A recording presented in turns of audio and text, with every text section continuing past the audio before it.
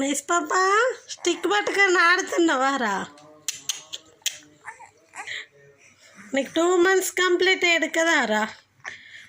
Stick పట్టుకున్నావా? ఎవరిని కొడతావు?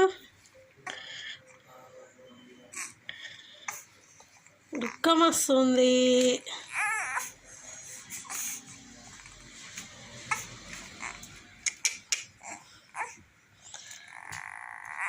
పాపం